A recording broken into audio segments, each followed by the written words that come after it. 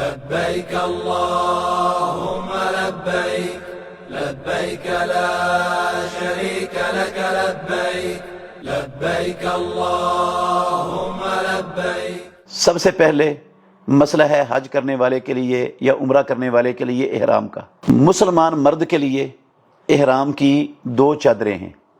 ایک چادر کو وہ تہہ بند کے طور پر باندھ لیتا ہے اور ایک چادر کو اوپر لے لیتا ہے اپنے کندھوں سمیت۔ یہ مسلمان مرد کے لیے ان سلی دو چادریں ہوتی ہیں احرام کا لباس۔ یہ چادر کے پہننے کا کوئی مخصوص طریقہ نہ اللہ نے مقرر کیا ہے نہ رسول اللہ صلی اللہ علیہ وسلم نے مقرر کیا ہے۔ بہت سے لوگ ہیں وہ کہتے ہیں جی ایسے نہیں پہننی، ایسے نہیں باندھنی نیچے والی، ایسے کرنا ہے، ایسے کرنا ہے۔ یہ سب کچھ لوگوں نے اپنے گھر سے بنایا ہوا ہے۔ اس کا اسلام سے، امام الانبیاء محمد الرسول اللہ صلی اللہ علیہ وسلم کے سکھائے ہوئے طریقے سے کوئی تعلق ہے ہی نہیں سرے سے۔ جس طریقے سے مرضی باندھ لیں، آپ تہہ بند کے طور پر باندھ لیں، جیسے مرضی باندھ لیں، بس اس انداز سے باندھنی ہے کہ وہ ڈھلکے نہ، کھلے نہ، اور بندے کا سطر نہ کھلے، مضبوطی سے باندھ لینی ہے۔ وہ جس طریقے سے بھی آپ باندھ سکتے ہیں، اس کا کوئی طریقہ اسلام نے، اللہ اور اللہ کے رسول نے مقرر کیا ہی نہیں۔ اور جو اوپر چادر لینی ہے اس میں سے کندھا ننگا نہیں کرنا۔ کندھا ننگا کرنے کا احرام پہننے کے ساتھ کوئی تعلق نہیں ہے سرے سے۔ کندھا کہاں ننگا ہوتا ہے پورے حج اور عمرے میں، وہ میں انشاءاللہ الرحمن اس کی جگہ جب آئے گی تو اس وقت بتاؤں گا۔ احرام کا کندھا ننگا ہونے کے ساتھ کوئی تعلق نہیں ہے۔ احرام میں مرد کندھا ڈھانکتا ہے۔ اگر مرد کا کندھا ننگا ہو اور وہ ننگا کندھا کر کے نماز پڑھتا ہے تو اس کی نماز ہوتی نہیں۔ رسول مکرم صلی اللہ علیہ وسلم نے فرمایا، صحیح بخاری شریف میں حدیث ہے، لا یصلی احدکم ولیس علی عاتقیہ شیء، تم میں سے کوئی بندہ نماز نہ پڑھے اس حالت میں کہ اس کے کندھوں پر کوئی شے نہ ہو۔ دونوں کندھوں پر کچھ نہ کچھ ہونا نماز کے لیے ضروری ہے۔ ایک سطر ڈھانپنا ضروری ہے اور کندھوں پر کچھ نہ کچھ ہونا ضروری ہے، پھر نماز ہوتی ہے۔ تو یہ لوگ جو ہمارے معاشرے میں احرام باندھ لیتے ہیں اور جو ہی باندھتے ہیں اپنا دایاں کندھا ننگا کر لیتے ہیں، اور عمرہ کرنے تک ساری نمازیں جو پڑھتے ہیں وہ ننگے کندھے سے پڑھتے ہیں، ان کی نمازیں نہیں ہوتی۔ اسی طرح پورے حج میں وہ اپنا کندھا ننگا رکھتے ہیں اور ساری اپنی نمازوں کو ضائع کرتے رہتے ہیں پورے حج کے اندر۔ تو یہ اچھی طرح سمجھ لینا ہے کہ کندھا ننگا کرنے کا احرام سے کوئی تعلق نہیں ہے۔ دو چادریں مرد کا احرام ہے، اور جوتا جیسا مرضی انسان پہن لے، لیکن ایک شرط ہے کہ ٹخنے اس جوتے کے اندر چھپے ہوئے نہیں ہونے چاہیے، ٹخنے ننگے ہونے چاہیے۔ رسول مکرم صلی اللہ علیہ وسلم نے فرمایا، صحیح بخاری میں حدیث ہے، من لم یجد نعلین فلیلبس الخفین ولیقطعہما اسفل من الکعبین، جس بندے کے پاس جوتے نہیں ہیں وہ موزے پہن لے اور موزوں کو ٹخنوں سے نیچے سے رکھ کر کاٹ لے۔ تو رسول اللہ صلی اللہ علیہ وسلم نے یہ جو آپ کا فرمان ہے کہ ٹخنوں کے نیچے سے رکھ کر کاٹ لے، اس کا مطلب ہے ٹخنے ننگے ہونے چاہیے۔ بعض لوگوں نے یہ کہا ہے کہ وہ پاؤں کا جو اوپر والا حصہ ہے نا وہ ننگا ہونا چاہیے۔ یہ کوئی مسئلہ حدیث میں ہے ہی نہیں۔ یہ لوگوں نے اپنی سوچ اور اپنے خیال سے یہ بھی اپنے گھر سے بنا لیا ہوا ہے۔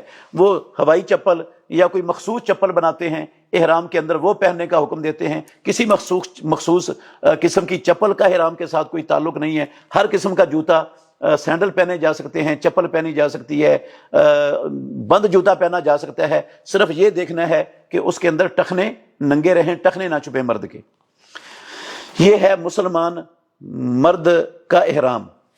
اور مسلمان مرد نے جب احرام پہننا ہے، احرام پہننے سے پہلے غسل کرنا اس کے لیے مستحب ہے، احرام کا چادریں پہننے سے پہلے، اور اپنے جسم کو خوشبو لگانا یہ بھی سنت ہے۔ محمد الرسول اللہ صلی اللہ علیہ وسلم احرام پہننے سے، احرام کا لباس پہننے سے پہلے اپنے جسم کو خوشبو لگاتے تھے۔ یہ مستحب عمل ہے، افضل ہے غسل کرنا بھی اور خوشبو لگانا بھی اپنے جسم کو، لیکن یہ دونوں چیزیں فرض نہیں ہیں۔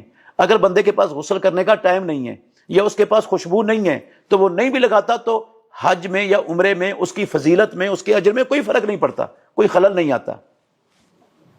یہ احرام ہے مرد کا۔ اور مسلمان عورت کا احرام اس کے تمام کپڑے، جتنا لباس جس رنگ کا اس نے پہنا ہوا ہے وہ سارے کے سارے کپڑے اس کا احرام ہے۔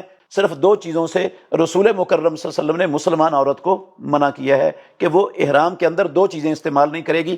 ایک، ہاتھوں پر دستانے نہیں پہنے گی۔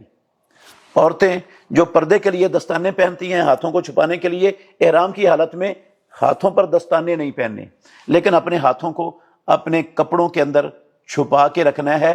اس کا مطلب یہ نہیں کہ ہاتھ اس نے کھول دینے ہیں، احرام کی حالت میں۔ دوسرا، رسول اللہ صلی اللہ علیہ وسلم نے فرمایا لا تنتقب المرأۃ، عورت نقاب نہیں پہنے گی۔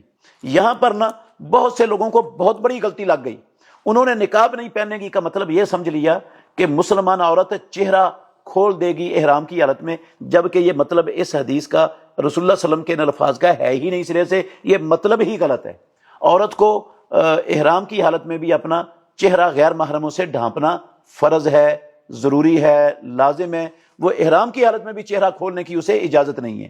ہماری مائیں امہات المومنین عائشہ صدیقہ رضی اللہ عنہ کی حدیث ہے، کہتی ہیں حجۃ الوداع میں ہم رسول اللہ صلی اللہ علیہ وسلم کے ساتھ تھیں، جب ہمارے سامنے کوئی غیر محرم آتا تھا تو ہم میں سے ہر عورت اپنا پردہ اپنے چہرے پر لٹکا لیتی تھی۔ اس کا مطلب ہے غیر محرم سے وہ اپنے چہرے کو ڈھانپتی تھی، احرام کی حالت میں تھی اور رسول اللہ صلی اللہ علیہ وسلم کے ساتھ تھی۔ حسن درجے کی روایت ہے یہ۔ چہرہ ڈھانپنا فرض ہے۔ جو نقاب نہیں نہ کرے گی، اس کا عربی ڈکشنری کے اندر نقاب کا مطلب کیا ہوتا ہے؟ وہ کپڑا جو عورت نقاب کے طور پر اپنے چہرے کے ساتھ باندھ لیتی ہے، وہ چپک جاتا ہے چہرے کے ساتھ، پیچھے چیپی کے ساتھ جوڑ لیتی ہے یا گرہ دے کر باندھ لیتی ہے اور بالکل وہ کسا ہوا ہوتا ہے چہرے پر، آنکھیں سے ننگی ہوتی ہیں، اس کو عربی ڈکشنری کے اندر نقاب کہتے ہیں۔ یہ والا جو چہرے کے ساتھ چپکا ہوا اور لپٹا ہوا ہے چہرے کے ساتھ، یہ والا نقاب رسول اللہ صلی اللہ علیہ وسلم نے منع فرمایا ہے۔ وہ سر کے اوپر سے پلو لٹکا لے پردہ کرنے کے لیے، وہ بھی ٹھیک ہے۔ وہ ٹوپی والا برقع پہن لے، وہ بھی ٹھیک ہے۔ وہ بڑی عورتیں جس طرح ہمارے معاشرے میں بڑی چادر لے کر سارے جسم کو چھپا لیتی تھیں اور گھونگھٹ نکال لیتی تھیں، ایسا نکال لے، وہ بھی ٹھیک ہے۔ چہرہ ڈھانپنا ہے غیر محرموں سے، اور نقاب نہیں، وہ کپڑا نہیں پہننا جو چہرے کے ساتھ چپکا ہوا اور لپٹا ہوا ہے، اس سے رسول اللہ صلی اللہ علیہ وسلم نے منع فرمایا ہے صرف۔ تو یہ دو چیزیں احرام میں وہ استعمال نہیں کرے گی، لیکن پردہ کرے گی، اور جیسے بھی اس نے کپڑے پہنے ہوئے ہیں، جس رنگ کے ہیں، وہ سارے کے سارے کپڑے ہی اس کا مکمل احرام ہیں۔ عورت کے احرام کے لیے کوئی سپیشل گاؤن بنانا یا کوئی سپیشل چادر استعمال کرنا یہ اسلام میں نہیں ہے۔ کوئی سپیشل کپڑا عورت کے احرام کا، جس طرح مرد کے احرام کے کپڑے ہیں دو چادریں، عورت کے احرام کے کپڑوں کے لیے کوئی سپیشل چیز کتاب اللہ اور سنت رسول اللہ میں ہے ہی نہیں کہ اس نے یہ پہننی ہے۔ جو چیزیں اس نے پہنی ہوئی ہیں وہ اس کا احرام ہے۔ جن دو چیزوں سے منع کیا وہ میں نے آپ کے سامنے رسول اللہ صلی اللہ علیہ وسلم کا فرمان رکھ کے وہ واضح کر دیے کہ یہ دو چیزیں نہیں پہنی، باقی سب عورت کا احرام ہے۔ عورت بھی اگر اس نے نماز نہیں پڑھنی، وہ ایسے ایام میں ہے کہ وہ نماز نہیں پڑھنی، وہ بھی غسل کر کے اپنے احرام والے کپڑے جو اس نے پہننے ہیں وہ زیب تن کر لے، پہن لے، اور عورت مہک والی خوشبو نہیں لگا سکتی۔ یہ جو غسل کر کے مرد نے خوشبو لگا کر اپنے جسم کو کپڑے چادریں پہن لی ہیں، یا عورت نے غسل کر کے احرام کے لباس پہن لیا ہے احرام کی نیت سے، یہ احرام نہیں بنا، یہ احرام نہیں بنا۔ ان کپڑوں سے احرام کی کوئی پابندی اس بندے پر، اس انسان پر ابھی لازم نہیں ہوئی۔ ان چادروں نے اور عورت کے ان کپڑوں نے احرام بننا ہے جب یہ لوگ میقات پر پہنچے گے۔ تو کپڑے وہ اپنے گھر سے پہننا چاہے، عورت تو اپنے گھر میں ہی پہنے گی، کیونکہ سب سے زیادہ محفوظ ترین جگہ عورت کے اپنے کپڑے بدلنے کی، ان کو سنبھال کر رکھنے کی، وہ اس کا گھر ہے۔ گھر سے کپڑے پہن کر چلی جائے، اور مرد بھی اپنے گھر سے چادریں پہن سکتا ہے، ایئرپورٹ پر جا کر پہننا چاہے وہاں پہن سکتا ہے، ہوائی جہاز میں بیٹھ کر سوار ہو کر میقات سے پہلے وہ پہننا چاہیں تو وہاں بھی پہن سکتا ہے۔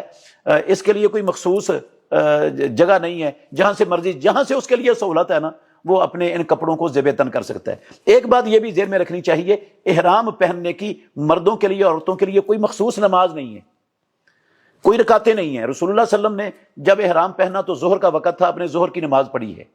کوئی نہ نفل ہے احرام کے، نہ مرد کے لیے نہ عورت کے لیے، نہ کوئی اور نماز ہے احرام کی۔ احرام کے نام سے کوئی نماز ہے ہی نہیں شریعت میں۔ البتہ وہ لوگ جو مدینہ طیبہ سے احرام باندھتے ہیں، ذوالحلیفہ سے، وہ وہاں پر 2 رکعتیں پڑھ سکتے ہیں نفل، اس لیے نہیں کہ احرام سے پہلے ہیں، اس لیے کہ وہ جگہ بابرکت ہے، اور محمد الرسول اللہ صلی اللہ علیہ وسلم کو حکم دیا گیا تھا کہ یہ مبارک جگہ ہے، اس جگہ میں آپ نماز پڑھیں۔